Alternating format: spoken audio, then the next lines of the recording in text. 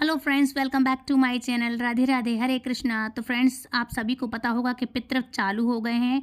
तो पितृ पूजा कैसे करते हैं, घर में तर्पण कैसे करते हैं, ब्राह्मणों को ऐसी कौन सी चीज़ें हैं जो आपको नहीं खिलाना चाहिए, ना परोसनी चाहिए, और गलती से भी घर में आपको ये सब चीज़ें नहीं बनाना चाहिए, ताकि आपके पितृ आपसे कहीं नाराज़ ना हो जाएं, आपको बल्कि आशीर्वाद और सुख समृद्धि का आशीर्वाद देकर जाएं। तो चलिए शुरू करते हैं कि कौन सी गलतियाँ हैं जो आपके लिए नहीं करना चाहिए। आई होप आपने ये गलतियाँ ना करी हों, और यदि कोई अगर ये वीडियो तक पहुंच गया है तो आप प्लीज़ दूसरों तक शेयर ज़रूर कर देना, ताकि कोई भी पितृपक्ष में ऐसी गलतियां ना करे, ताकि उनके पूर्वज जो हैं, उनके पितृ जो हैं, उनको श्राप दे के ना चले जाएं। नहीं तो वो दुखी रहेंगे और फिर बाद में बोलते हैं कि हमने तो सब किया था, लेकिन फिर भी परेशानियां दिक्कतें ख़त्म क्यों नहीं हो रही हैं। तो चलिए शुरू करते हैं। बता देते हैं आपको।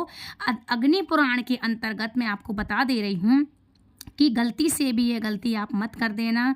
एक गलती से भी यह गलती आपने यदि कर दी है तो उसी वक्त आपके पितृ 10 किलोमीटर दूर से ही आपके घर से भाग जाएंगे और आपको श्राप दे के जाएंगे। ब्राह्मण के उस भोजन में 2 चीज़ें कभी भी मत बनाना, आपको नहीं बनाना चाहिए। मुझे पता है, मैं आपके लिए इसलिए बता रही हूँ। बहुत से लोग ब्राह्मण जी जो बहुत से लोग हैं जो नहीं जानते हैं, जो ब्राह्मणों को जो भोजन करवाते हैं, और जो लोग शहरों में रहते हैं वह तो इस बात का निर्णय ही नहीं कर पाते हैं। बड़ी मुश्किल में होते हैं कि हम क्या करें क्या ना करें, क्या कर पाएंगे, हम पे कुछ बनता नहीं है। किसी से भी कुछ भी पूछ लिया और उल्टा सीधा भोजन बनाया। अब उनकी नज़र में तो सब अच्छा है, लेकिन बनाया और बस पवा दिया ब्राह्मणों को। काफ़ी ब्राह्मण भी ऐसे होते हैं जिनको नहीं पता होता है और वो संकोच में कुछ कहते नहीं। आजकल बस पैसे कमाने के चक्कर में हर कोई कुछ भी कर ले रहा है। तो इससे क्या होता है, घर में जो नकारात्मकता है, नेगेटिविटी है, पितृदोष है, वंश दोष है, कुछ भी चीज़ें जो ऐसी उत्पन्न होती हैं, दिक्कत है, परेशानी है, जो आप समझ ही नहीं पाते कि हुआ क्या है। तो हम कैसे उन्हें भी नहीं प्रसन्न नहीं कर पाते, ये सही डिसीजन भी नहीं ले पाते हैं। तो जो 2 चीज़ें अगर आपने यह गलती की है तो इसके अलावा आपके लिए उसका दुष्परिणाम झेलना पड़ सकता है। तो आपको बता दूं, शहरों को तो आप छोड़िए, बल्कि गांव में भी इन चीज़ों का ध्यान आजकल नहीं रखा जाता है। श्राद्ध पक्ष में एक ब्राह्मण के भोजन में 2 चीज़ें कभी नहीं होनी चाहिए। पहली है, जैसे हम लोग हमारे बीच में उसे काशी फल के नाम से जानते हैं। आपके यहाँ क्या बोलते हैं, आप प्लीज़ मुझे कमेंट करके ज़रूर बताइएगा। एक बोलते हैं काशी फल, भूरा कुमड़ा भी उसको बोलते हैं, जिसकी बड़ियाँ बनाई जाती हैं, जिसका पेठा बनता है, पम्पकिन, वाइट पम्पकिन जिसको हम बोलते हैं। आपके यहाँ क्या बोलते हैं, तो प्लीज़ उस फल के बारे में, उस सब्जी के बारे में मुझे ज़रूर से बताइएगा जिसका पेठा बनता है। तो हम लोग जिसे काशी फल बोलते हैं। तो आपने ध्यान दिया होगा कि जब कोई बहुत बड़े यज्ञ होते हैं तो बल्कि उस यज्ञ में जब बलि देनी होती है तो उसी के ऊपर उसकी आकृति बनाते हैं। वह काशी फल, मुझे नहीं पता आपको क्या बोलना चाहिए, उसको क्या बोलते हैं आप लोग उसको। तो मतलब उससे पेठा भी बनता है, आपने सुना होगा। और आपने ये भी देखा होगा, जब दुर्गा जी बैठारी जाती हैं, जिस दिन उनका हवन यज्ञ आदि होता है, तो आपने देखा होगा पंडालों में उसी के ऊपर, उसी काशी फल के ऊपर मतलब उनको माँ को समर्पित किया जाता है। किसी भी चीज़ की बलि का बकरा बनाने के बाद उस पर मतलब उसको काट के माँ को समर्पित किया जाता है। वो बलि के रूप में कार्य करता है, उसको कद्दू भी कहते हैं। तो उस चीज़ की आपके लिए ब्राह्मणों को भोजन, श्राद्ध पक्ष में उसका भोजन आपको नहीं कराना चाहिए। उसकी आपको सब्ज़ी बिल्कुल भी नहीं बनानी चाहिए, ये बहुत ही ख़राब होता है। और अगर आपने काशी फल की सब्ज़ी बना दी है तो फिर प्लीज़ पितरों को बिल्कुल भी आप ना उनको अर्पण करें और ना ही आप ब्राह्मणों को भोजन में आप उसको दें। यदि आपने वो धोखे से भी बनाई है तो 2 किलोमीटर से ही आपके पितर दूर भाग जाते हैं। तो आप ये गलती बिल्कुल भूल से भी मत करना। अच्छा, अगर आपने इस समय आपके यहाँ कोई शराब, जुआ, मांस, मदिरा इत्यादि का सेवन कर रहा है तो आप ये गलती बिल्कुल भी मत करना, क्योंकि पितृ में, श्राद्ध पक्ष में हम यह भोजन इत्यादि करते हैं, इससे हमारे पितृ प्रसन्न हो इसके कार्य के लिए, लेकिन अनजाने में अपराध कर बैठते हैं। किसी को नहीं पता है, कोई पानी देता है पितरों को, तो इस तरह से इस समय आपको कुछ ऐसे कार्य हैं जो नहीं करना चाहिए। उस अपराध का आपको दुष्परिणाम भी यह हुआ कि वह आशीर्वाद देने की बजाय और बद्दुआ देकर आपके पितर चले जाएंगे, यदि आप ये कर रहे हैं। और काशी फल की अगर आपने सब्जी बनाई है तो दूसरा, आपके लिए ब्रह्मचर्य व्रत का पालन करना चाहिए। यदि कोई व्यक्ति पानी देता है अपने पितरों को जिनके यहाँ कोई बुजुर्ग बड़े कोई भी है जो शांत हुए हैं उसी साल और वो पानी दे रहा है, तो आपको इन सब क्रियाओं से बचना चाहिए। दूसरी गलती आपको कौन सी नहीं करनी चाहिए, तो दूसरी गलती ये है कि भैंस के दूध की आपके लिए खीर नहीं बनानी चाहिए। जो भैंस का दूध होता है वो बढ़िया गाढ़ा होता है, वो हम कहते हैं ना उससे दही जमा लें, उससे कोई मिठाई बना लें, उससे हम खीर बना लें, तो ये गलती भी आपको नहीं करनी चाहिए। अब सब आप लोग बोलेंगे कि ऐसा क्यों, तो भैंस के दूध से ब्राह्मणों को भोजन के लिए खीर कम से कम श्राद्ध पक्ष में तो बिल्कुल भी नहीं बनाना चाहिए। यदि आप चाहें तो आप गाय के दूध का शुद्ध, जो आपने देखा हो कि हाँ इनके यहाँ गाय हैं, आपके घर में गाय हैं, तो ही आप शुद्ध प्योर दूध निकालें, या जिसका 100% पता हो कि इनके यहाँ घर में गाय हैं और गाय का दूध हमारे यहाँ आता है, तो ही बनाना। नहीं तो आप हलवा बना सकते हैं, और भी कई ऐसी चीज़ें होती हैं बेसन इत्यादि की कि जो आप बना सकते हैं, चाहे आटे का ही हलवा क्यों ना हो, लेकिन इस गलती में ना पड़े कि जो गाय का दूध है और शुद्ध है, हो सकता है मिलावटी वाला हो और आप खीर बना लें, तो इससे बहुत भयंकर अपराध लगेगा।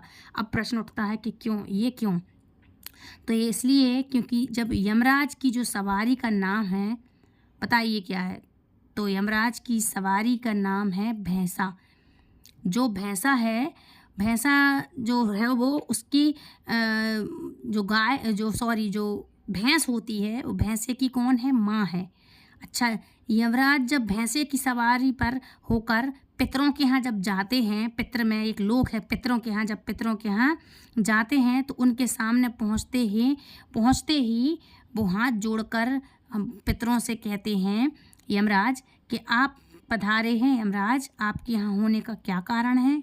तो पितृलोक के निवासी जब बोलते हैं, तो पितृलोक में बोलते हैं यमराज जा कर के कि मैं आपको नमस्कार करता हूँ, आपके पास एक प्रार्थना लेकर आया हूँ। जब वो लोग कहते हैं क्या कहना चाहते हो आप, कहो, तो यह जिनकी सवारी मैं करता हूँ, कौन बोलता है, यमराज, कि भैंसे की जो मैं सवारी करता हूँ वह भैंसे की माता है, कौन, भैंस है, जो भैंस हमारे भैंसे की माता है, उनके दूध की आप लोग खीर अपने पितृलोक में बोल दो कि उसके दूध की खीर आपके पितृ वहाँ अर्पण ना करें। आपके यहाँ जो भी बनाया जाएगा, भैंस के दूध की घी है, उसका दही है, मट्ठा है या खीर है, वो आपके पितृ स्वीकार ना करें।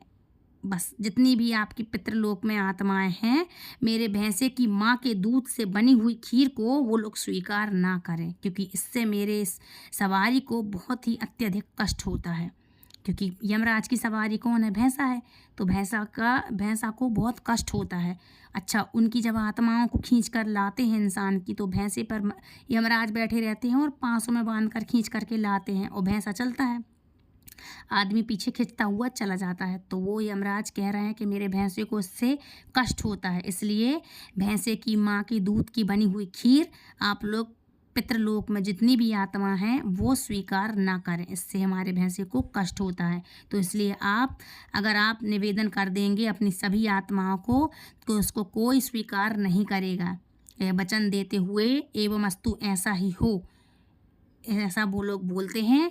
और इसलिए कभी पितरों के भोजन में आपके लिए भैंस की दूध की खीर मत बनाइएगा, नहीं बनाना चाहिए, इसलिए ये ख़राब होता है बनाना। आप चाहें तो मीठा कितना भी चीज़ है, कितनी सारी एक से एक डिशें हैं, आप वो बना सकते हैं, लेकिन खीर इत्यादि आप भैंस के दूध की ना बनाएं।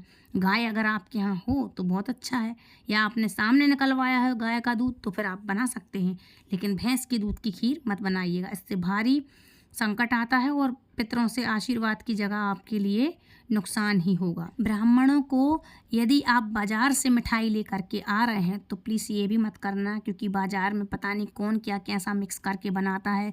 दूध तो मिलावट वाला है ही, और साथ में पता नहीं क्या क्या मिला देते हैं, आपको पता भी नहीं ये दूध है भी या पता नहीं क्या खा रहे हैं आप। तो आप सोचें कि बाज़ार से हम गाय के दूध की मिठाई लेके आएँ, तो ये भी मत करना, क्योंकि अपने हाथ से अपने घर में बनाए तो बहुत ही अच्छा है। शुद्ध साफ बनाए, चाहे कम बनाए, लेकिन घर में बनाए। मार्केट की भी मिठाई आपके लिए श्राद्ध पक्ष में अपने पितरों के नाम के लिए भोजन में आपको नहीं परोसनी चाहिए, ना ही ब्राह्मणों को। ये कुल अपने घर में अपना बना हुआ अच्छा बना लें आप, चाहे मालपुआ बना लें, हलवा बना लें, सोन पपड़ी है, कुछ भी बना लें आप, लेकिन बाज़ार से आपके लिए नहीं लाना, और ना ही आपके लिए ब्राह्मणों को ये खिलाना चाहिए, मतलब बना करना परोसना चाहिए ना। ब्राह्मण भोज में आपको ये चीज़ें शामिल नहीं करना चाहिए, इससे भी आपको भारी भयंकर दोष लग सकता है। इसके बाद आपके लिए ब्राह्मणों की थाली में आपके लिए डायरेक्ट नमक नहीं परसना चाहिए। जैसे हम सैलेड के साथ अलग से नमक रख देते हैं, तो आपके लिए सीधा थाली में नमक नहीं रखना चाहिए, अशुभ होता है। जो जितना जैसा डला है ध्यान रखिएगा कि हिसाब से डले, कम हो चल जाएगा, लेकिन ऊपर से नहीं डाल सकते आप, ना दे सकते, ये खराब होता, अशुभ होता, और ना ही कोई ब्राह्मण मांगेगा। आपने देखा होगा कि कभी भी जैसा आप बना देंगे वही खाएंगे, लेकिन नमक वगैरह अलग से ना परोसा जाता है, ना कोई ब्राह्मण मांगता है, ये खराब होता है। अच्छा, दूसरी चीज़ है अचार। अचार कभी भी खाने में ब्राह्मण देव को, इन पितरों के खाने में कभी भी अचार नहीं परोसा जाता। आप समझ लीजिए, ब्राह्मण के भोजन में 4 चीज़ें मत दीजिएगा। नमक, काशी फल, भैंस के दूध की बनी हुई चीज़ें, मार्केट की बनी हुई चीज़ें, ये सब मत देना। नमक डायरेक्टली मत परसना, और अचार किसी भी तरीके का कोई भी अचार हो, चाहे घर का हो चाहे बाहर का हो, इन सब चीज़ों को आप मत दीजिएगा।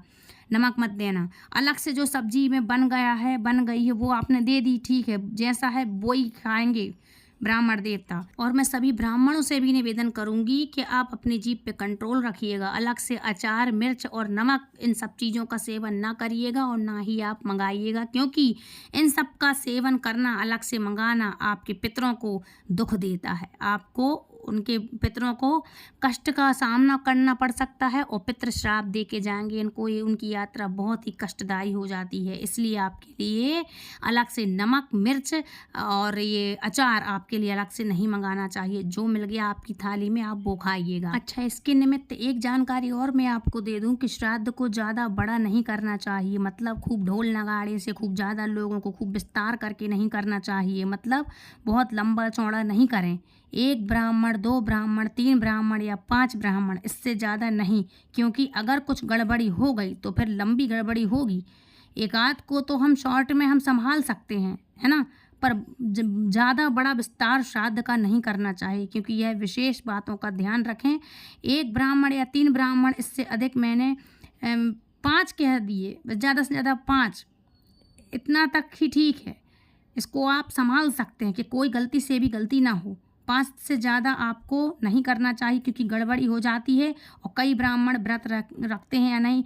आपको एक बात और बता दूं कि जिन ब्राह्मणों को आप बुलाएंगे उनको 1 दिन पहले से निमंत्रण देना होता है, ताकि वो 1 दिन पहले से खाना कम खाएं, क्योंकि उनको पता हो कि आपके यहाँ हमें श्राद्ध में खाने के लिए आना है।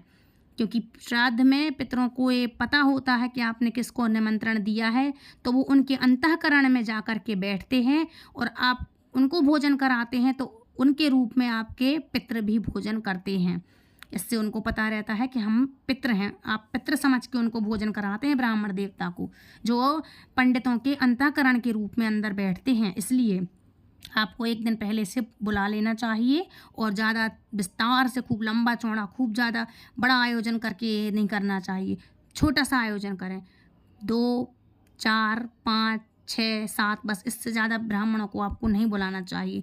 मैंने तो 7 भी कह दिए, 2 या 3, 4, बस 5 ज़्यादा से ज़्यादा, इससे ज़्यादा ब्राह्मणों को आप ना बुलाएं, क्योंकि गड़बड़ी ना हो। हमें शॉर्ट में करना है, लेकिन बहुत अच्छे से ये प्रक्रिया करनी है, ताकि आपसे कोई भी गलती से भी गलती ना हो। तो ये छोटी छोटी ये बातें हैं फ्रेंड्स, आपको याद रखना चाहिए। और यदि कोई ये वीडियो कोई ब्राह्मण देख रहा है या नहीं जानता है कोई, या कोई और देख रहा है, तो प्लीज़ ये सबको आगे तक शेयर करते जाना, ताकि किसी के भी पितृ हैं जो उस तरह से निराश होकर ना जाएं। एक बात और आपको शायद पता ना हो, लेकिन ये बहुत ही पौराणिक शास्त्रों की बातें हैं और सत्य हैं, कि आप आजकल तो सब बुला लेते हैं कि किसी भी ब्राह्मण को बुला लिया।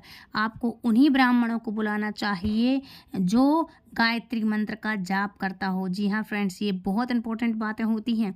आप किसी यदि ब्राह्मण को बुला रहे हैं, तो आप उसी ब्राह्मण को बुलाएं जो गायत्री मंत्र का जाप करता हो। ब्राह्मण श्राद्ध में भोजन करने जाएं, उन्हें 1 दिन पहले से आप बुलाएं, और उन्हीं ब्राह्मणों को बुलाएं जो गायत्री मंत्र का जाप का पाठ करता हो। उन्हीं ब्राह्मणों को बुलाना चाहिए। इसके अलावा जब ब्राह्मण देव आपके घर में, आपके दरवाजे तक पहुँचें, तो आपके लिए सबसे पहले अपने पितृ समझ के कि आपके आपके यहाँ कौन पधारे हैं? आपके पितृ पधारे हैं, तो आपको उनके चरणों का प्रक्षालन करना चाहिए। मतलब अपने पितृ समझ के उन ब्राह्मणों के आपको चरण धुलाना चाहिए। अपने पितरों की आत्मा चेत को समझ करके उनके, जब आप पितरों के समझ के उनके चरण धुलाएंगे, उनका प्रक्षालन करेंगे, तो आपके पितरों की आत्मा को चेतना पहुंच गई होगी। ब्राह्मण ही पधारे हैं, ना सोचें, आप ये सोचें कि आपके यहाँ तो पितृ पधारे हैं। जब आप उनके पैरों में प्रक्षालन करेंगे तो आपके पितरों में सबसे पहले आपके शरीर में उनके ठंडक पहुँचेगी। उनको लगेगा कि हमारे बच्चों ने हमारे पैरों को धोया है, छुआ है, पानी डाला है, ठंडक मिलेगी हम आपके पितरों को। तो इस तरह से आप करना चाहिए। अच्छा, जब आप ब्राह्मणों को बैठने के लिए आसन डालेंगे, मतलब जहां आप उनको भोजन कराएंगे, तो वहां भोजन उनका करने के लिए आपके लिए दक्षिण की तरफ उनके लिए मुख होना चाहिए। मतलब दक्षिण दिशा की तरफ आप उनको बिठाएंगे। हमारे पितृ दक्षिण की तरफ निवास करते हैं, उनका मुख दक्षिण की तरफ दिशा तरफ होना चाहिए। मतलब दक्षिण दिशा तरफ उनका मुंह होना चाहिए। इस तरह से आप उनको भोजन कराएं। पितृपक्ष आने वाला है और चल ही रहा है, इसीलिए आपको बता दूं कि जिस तरह से मैं आपको बता रही हूँ, इस समय पृथ्वी पर हमारे पितृदेव आते हैं अपने अपने घरों में भोजन करने के लिए। ठीक है, इसलिए आपको उनके पितरों को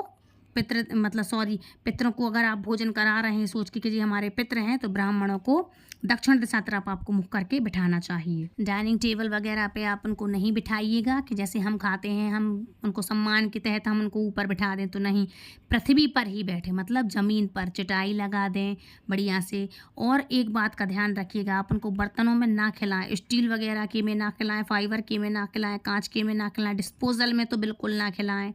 आप जानते हैं डिस्पोजल नहीं, ख़राब होते हैं, अशुद्ध होते हैं।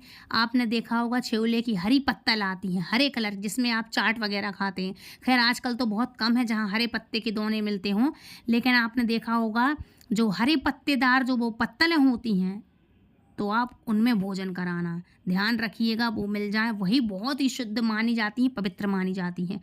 तो ये चीज़ें हैं जो आपको ध्यान रखना है। उसके बाद जब आप ब्राह्मण देव को भोजन करने के लिए बैठारेंगे, तो उस पत्तल पर थोड़े से आपको काले तिल पत्तल पर अवश्य रखना चाहिए। सुनी है कभी आपने ऐसी बातें?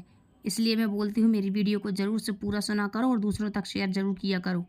आप कुछ ना कुछ अपने जीवन में अच्छा करेंगे और सीखेंगे। ये सिर्फ अपने ज्ञान में ही मिलता है हम लोगों की, ये शास्त्रों की बातें हैं। जब आप भोजन कराने बैठाएंगे ब्राह्मणों को, तो थोड़े से काले तिल आप आसपास उनकी चटाई के आसपास जहाँ बैठाएंगे वहाँ पर ज़रूर से डाल दें, और उनके पत्तल पर थोड़े से काले तिल ज़रूर से डाल दें।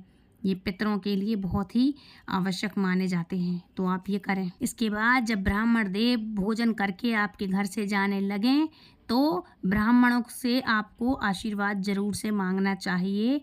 ऐसा आशीर्वाद मांगें कि हे ब्राह्मण देव, आप हमें आशीर्वाद दें, सारे पितृ हम पे प्रसन्न हो, आपकी कृपा सदा हम पर बनी रहे। जब ब्राह्मण जाने लगें तो उन्हें दक्षिणा जरूर देना चाहिए, बिना दक्षिणा के ब्राह्मणों को ना जाने दें, और उनको दक्षिणा में वस्त्र अवश्य देना चाहिए। वस्त्र दे दें, द्रव्य दे दें, अवश्य देना चाहिए। उसके बाद तांबूल पान अवश्य खिलाना चाहिए, और क्षमा याचना भी करनी चाहिए। अगर कोई अपराध हो गया हो तो अपना बालक समझ करके, अपनी बालिका समझ करके, अपना दास समझ करके हमें क्षमा करें। ऐसी हमको ब्राह्मण देव से क्षमा याचना करनी चाहिए। भोजन कराएं, जिसमें लिखा है ब्राह्मण को इतना भोजन कराएं कि ब्राह्मण आपके यहाँ भोजन करने के बाद कम से कम एक रात भोजन ना करें। मतलब उनकी आत्मा से, उनको आत्मा तक उनको अच्छे से भोजन कराएं, जो आपसे संतुष्ट हों आपके भोजन करके, है ना। ये नहीं कि भूखे चले गए, आपने कुछ ऐसा बना दिया कि जिससे वो खा ना सकें। अच्छा बढ़िया गर्मा गर्म उनको भोजन परोसें, भोजन गर्मा गर्म कराएं, ठंडा भोजन ना कराएं। अच्छा गर्मा गर्म उनको भोजन कराएं, ताकि ब्राह्मण देव के अंतर मन से, आत्मा से आशीर्वाद निकले। और ऐसा भोजन कराएं कि आपके यहाँ से इतने तृप्त हो के आए कि वो श्राद्ध भोजन करें ही ना। एक बात और बता दूं कि श्राद्ध पक्ष में कुछ ब्राह्मण ऐसे होते हैं जो हर जगह खाने के लिए चले जाते हैं, तो ऐसा नहीं करना चाहिए। श्राद्ध पक्ष का दिया हुआ निमंत्रण एक ब्राह्मण को एक ही घर में खाना चाहिए। जैसे कि आज आपके यहाँ श्राद्ध है, आपने निमंत्रण दिया है, तो वो ब्राह्मण को भी ये फर्ज बनता है कि एक दिन में सिर्फ एक ही जगह खाएं, वहाँ से तृप्त होके आएँ, पेट भरकर खाएं। ओवर हो जाए लेकिन कम ना हो। आपके यहाँ बस खाएं, दूसरी जगह भोजन ना करें। ये ब्राह्मणों का नियम होता है कि एक ही घर में एक दिन खाते हैं श्राद्ध, उसके दूसरे दिन ही दूसरी जगह जाएंगे वो। एक बात और बता दूं आपको, जिनके यहाँ पर हम मतलब ब्राह्मण लोग जो भोजन करते हैं, उनके यहाँ के कल्याण की जिम्मेदारी ब्राह्मणों की होती है। मतलब जहाँ हमने जिनके यहाँ श्राद्ध का भोजन किया है, जिनके निमित्त हमने उनको आशीर्वाद दिया है, जिनके यहाँ का हम भोजन करके आए हैं, उनके पितरों की जिम्मेदारी हमारी होती है। मतलब ब्राह्मणों के लिए बोल रही मैं स्पेशली, उनकी होती है, क्योंकि भोजन किया है हमने, उनके निमित्त प्रदक्षिणा प्राप्त की है, दक्षिणा ली है। ऐसा लिखा है शास्त्रों में कि जिस दिन श्राद्ध पक्ष का हम भोजन करते हैं उस दिन या एक दो दिन हमें संतान उत्पत्ति के कार्य में नहीं लगना चाहिए, इन्वॉल्व नहीं होना चाहिए। क्योंकि जो नए नए जो आजकल के मैं उनका नहीं कह रही, जो पुराने ब्राह्मण देव हैं जो सब जानते हैं, वो तो अपनी हर चीज़ प्रक्रियाएँ अपनी हिसाब से करते हैं, वो सब जानते हैं। लेकिन जो नए नए सीख रहे हैं, जो नए नए इन्वॉल्व हो रहे हैं, मैं उनके निमित्त बोल रही हूँ ये कि उनके लिए संतान प्राप्ति के लिए ये किसी के यहाँ का श्राद्ध करके आए और जिस तरह से आपको नहीं करना चाहिए। ब्राह्मण की भी उतनी ही जिम्मेदारी बनती है और यजमान की भी उतनी ही जिम्मेदारी बनती है। आपको इन सब चीज़ों में, इन कार्यों में इन्वॉल्व नहीं होना चाहिए। पितरों में आपके लिए ब्रह्मचर्य का पालन करना चाहिए, नवरात्रों में ब्रह्मचर्य का पालन करना चाहिए। कौन को बोल रही मैं? ये ब्राह्मण देव को। ब्राह्मण देव के लिए भी ये सब चीज़ें करना आवश्यक हैं। यही होते हैं ब्राह्मण, ये नहीं नाम के ब्राह्मण। शाम को आपके यहाँ खा लेंगे, 4 बजे आपके यहाँ खा लेंगे, सुबह आपके यहाँ खा लेंगे, 12 बजे आपके यहाँ खा लेंगे, ऐसा नहीं होता है। 1112 गायत्री मंत्र का जाप करेंगे आप जब आप शुद्ध होंगे। ये नहीं कि आपने भोजन कर लिया। क्या है, जिसके यहाँ का पितृ का भोजन करता है, जो ब्राह्मण श्राद्ध का भोजन करता है, वो अपवित्र हो जाता है। उसके बाद वो 1112 गायत्री नाम की जाप माला करता है, तब वो शुद्ध होता है ब्राह्मण। लेकिन आजकल के निमित्त तो यही चल रहा है कि सुबह आपके यहाँ 12 बजे उनके यहाँ, 4 बजे उनके यहाँ, 8 बजे उनके यहाँ, ऐसा नहीं होता है। इसलिए मैंने पहले वीडियो में बोला है कि एक ब्राह्मण एक ही दिन भोजन करे ताकि वो शुद्ध हो जाए, अंदर से शुद्ध हो जाए। कम से कम 1100 माला करने में थोड़ा वक्त तो लगेगा भाई, फिर दूसरे दिन वो किसी और के यहाँ जाएगा। वैसे तो पहले के शास्त्रों में लिखा है कि एक श्राद्ध पक्ष में एक ही ब्राह्मण 15 दिन में एक ही जगह जिएगा, लेकिन आजकल ऐसा नहीं है। अब आजकल इतना नहीं कर सकता कोई, तो एक दिन में तो चलेगा, कम से कम एक दिन में एक ही जगह जाए। तो इस तरह से होता है। क्या है, ब्राह्मण देवताओं की ये जिम्मेदारी बन जाती है कि जब हम श्राद्ध पक्ष का भोजन करें, तो वैसे तो श्राद्ध पक्ष में ऑलमोस्ट सभी ब्राह्मण सभी लोग पालन करते हैं, लेकिन नए नए जो नए नवाड़ी हैं, जो बने बनाए हुए हैं, अभी नए नए सीख रहे हैं जो, उनके लिए मैं ये बोल रही हूँ। इसलिए ये कार्य को बहुत ही आराम से करना चाहिए, क्योंकि अगर हम पितरों का कर रहे हैं कुछ, तो इसमें हमारे लिए छोटी सी भी भूल चूक नहीं होती। क्योंकि ब्राह्मण भोज, पितरों का भोज ये अलग होता है और देवी देवताओं का अलग होता है। उनसे तो हम क्षमा याचना कर भी लेते हैं कि कोई भी गलती हो गई तो हमें क्षमा करना, वो भावना समझ लेते हैं। लेकिन पितरों में कोई भी त्रुटि नहीं चलती है, चाहे कुछ भी हो जाए, नहीं मतलब नहीं। क्योंकि पितृ भगवान नहीं हैं, वो हमारे ही कुल के हैं और वो पितृ हैं, आत्माओं के रूप में जो वास कर रहे हैं, वो हमारी भावना धारणा नहीं समझेंगे। इसलिए इसमें ऑलमोस्ट गलती बिल्कुल भी ना हो, त्रुटि नहीं रहनी चाहिए। इसमें विधान का पालन आपको करना है, ब्राह्मण को भी करना है, यही विधान है। यजमान को भी करना चाहिए और ब्राह्मणों को भी करना चाहिए। तो ये है कुछ जानकारी। तो फ्रेंड्स, आई होप आज की जानकारी आपको पसंद आई होगी। यदि पसंद आई तो प्लीज़ वीडियो को लाइक शेयर कमेंट करें, चैनल सब्सक्राइब करना बिल्कुल ना भूलें। और ये सारी जानकारी मैंने ब्राह्मणों को भी दी है, यजमानों को भी दी है। इसलिए कह रही हूँ, बार बार कहती हूँ कि बहुत कुछ ऐसी इंपॉर्टेंट जानकारी होती हैं, तो प्लीज़ दूसरों तक शेयर ज़रूर करना।